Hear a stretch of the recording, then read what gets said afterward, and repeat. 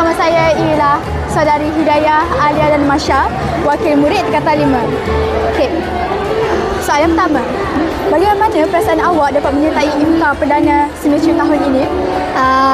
As Form 5, saya rasa happy sangat sebab dapat spend time dengan kawan-kawan, dengan cikgu-cikgu, and buat saya rasa lagi rapat. Ni maybe jadi last time saya dapat iftar sama-sama dengan kawan-kawan. Okay, so saya happy lah. Menarik sekali. Memang jelas suasana kebersamaan itu dapat dirasai pada hari ini. Baiklah, soalan kedua. Apakah perkara yang paling bermakna bagi awak sepanjang program ini?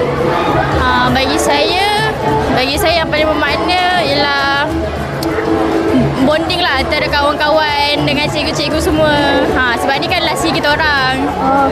So memang tahun ni nak buat happening lah. Okey.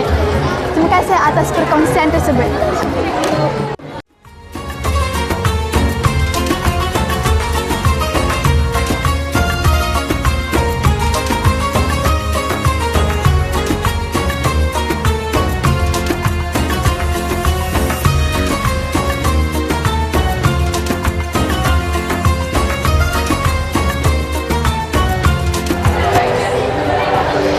Bersama saya ialah Yang di-Pertua PIBG SMK Bandar Tasik Puteri, iaitu Puan Nuraini binti Subuh.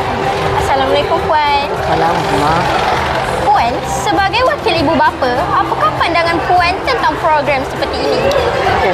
Assalamualaikum. Pada pandangan saya, sangat membantu untuk mengeratkan silaturahim. Lagi-lagi di bulan Ramadan, warga pentadbir SMK boleh beriftar bersama dengan pelajar-pelajar di SMK. Puan, apakah harapan Puan terhadap program ini pada masa akan datang? Pada masa akan datang, bagi saya lah ya, pendapat saya kalau boleh daripada warga pentadbir kita jemput semua budak pelajar tingkatan 5 sebab mereka last, dan mungkin kita boleh buat secara potluck untuk mengeratkan lagi silaturahim antara warga pentadbir dengan pelajar SMK. Baik, terima kasih Puan. Okey, sama. Dengan itu, maka berakhirlah liputan khas program Iftar Perdana SMK Bandar Tasik Puteri kali ketiga yang berlangsung pada 13 Mac 2026.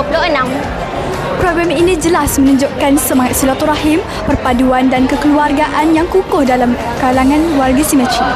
Saya Muhammad Alwi Akmal. Saya Nur Kalisha Farhana. Dan saya Marit Zahusna dari unit Kru TVPS Simetri.